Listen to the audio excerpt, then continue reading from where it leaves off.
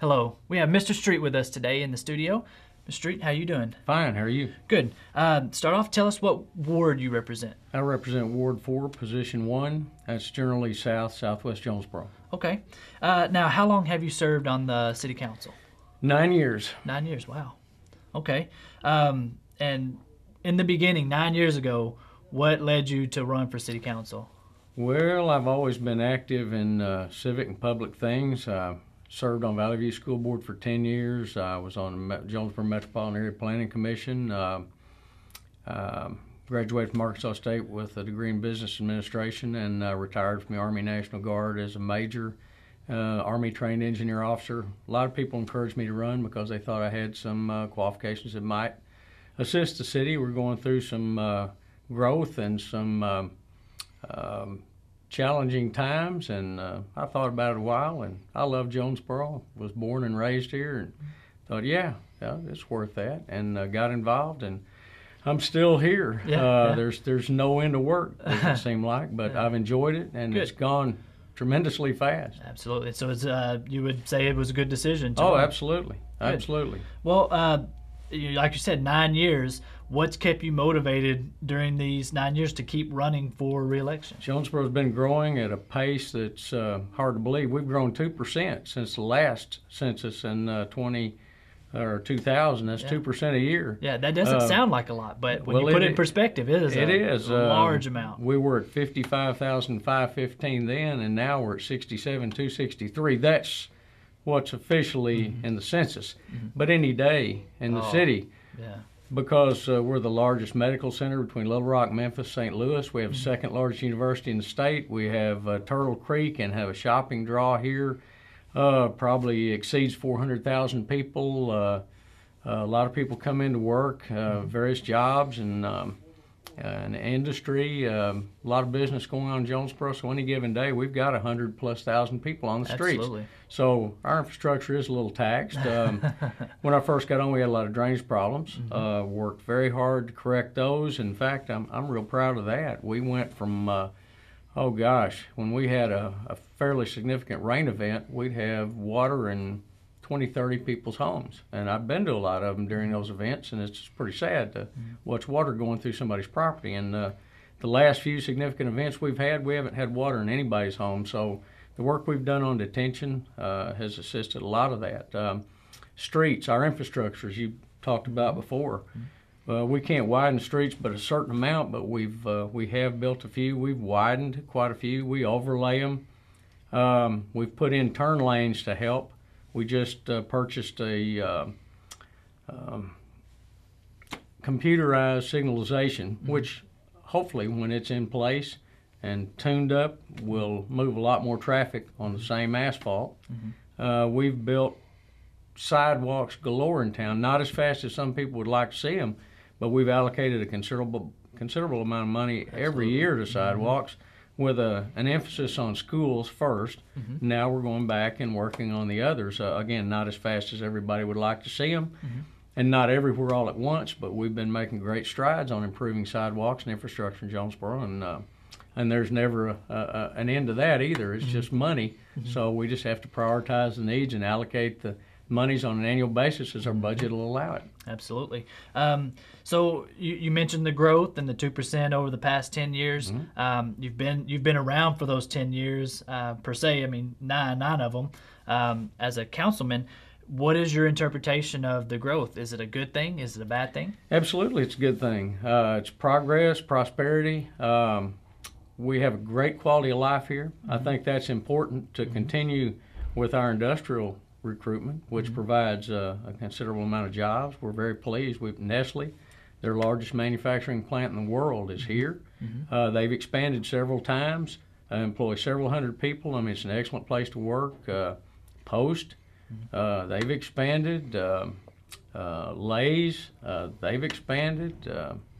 We've got Nordex. Nordex has done well since they've been here. Alberto Culver, which is now Unilever, and they just announced an interior plant expansion, and hopefully very near future they'll expand their physical facilities. Swift Eckrich. You know, we don't have a niche in automobiles like we would hoped for originally, but I think the good Lord's blessed us. Absolutely. We've got a great niche in the food industry and some of those industries. We've been doing very well. Yeah. So we continually push and strive to increase jobs in Jonesboro and provide a better quality of life here. And it's important to have the things that people look at on a city our size.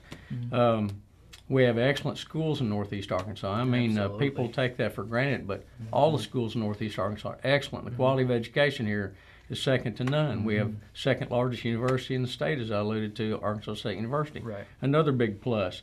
City Water and Light, the best kept secret in Northeast Arkansas. That is a major jewel in our crown. Yes. I know if you've lived here forever, you really think, you know, my utilities are high or something, but we're in the top 2% of the cheapest utilities in the United States of America. Yes. And I believe that helps in our industrial recruitment as well.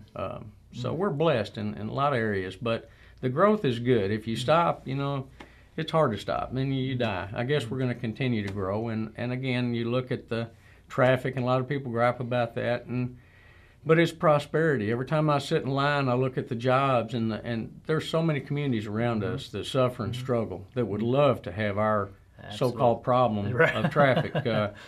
Go south to Wynn, Forest City, go to Newport, go to Blytheville, go to Walnut Ridge. These cities are suffering some pretty tough economic times, and again, we might have a little extra traffic, but that's a blessing. I really believe it's a good thing. Good.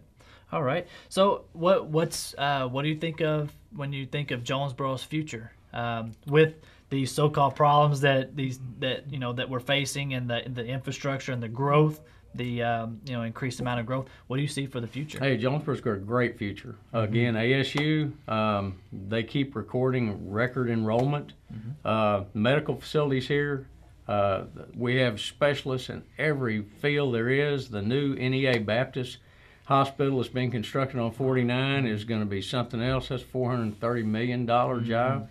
St. Bernard's continues to grow and expand. The medical mile, and they've got a master plan that's not fulfilled yet. Right. So we've got the best medical care. We've got the best education. We have a great quality of life. The shopping that's available for everybody. We work hard. I guess the major thing is the state highways and interstate system. We push and work very hard. I know the mayor and I go to most of the highway department meetings. We've pushed and pushed and pushed for better access to 67 to Little Rock, and I believe that the last bid's going to be let, or the bid's going to be let on the overpass late this year, and the last segment of that should be let sometime early next year between Jonesboro and Cache. Right. So hopefully in our lifetimes we'll actually get to access 67 via 4 lanes from Jonesboro, and hopefully sooner than later. Right. We continually push for I-555. Effectively, it's there, but when industry looks at you and they check that box, do you have interstate access? Well, they don't check that box. Right. And if that box isn't checked, regardless of everything else you have to offer, they move on to something else, because a lot of them, that's a basic qualification. Right. So we've pushed and continue to push very hard with our elected representatives in Washington and our state legislators, governor's office, to get that job completed and hopefully provide Jonesboro with interstate status. Jobs, again, we continually strive to recruit. We continually expand. All the schools here are growing. Everybody seems to be behind the curve, not only with infrastructure, but the growth in our schools and the demand on services and things. But again, that translates to more and better jobs. So absolutely. The growth has been a very positive thing, to go back to your original question, and it'll keep people busy for a long time. We had plenty of people who worked at this in the past that got us to where we were when, like I stepped in. I'm giving it everything I've got. I believe my fellow councilmen are doing the same thing, and the mayor, to help propel us to even better position for the next group to take over, and hopefully create a better place to live for our families, our children, and our children's children for years to come. Absolutely. Well, there you have it. Bright things for the future of Jonesboro. Councilman John Street, thank you for being here with us. Thank you very much. Absolutely. Thank you for watching Channel 24.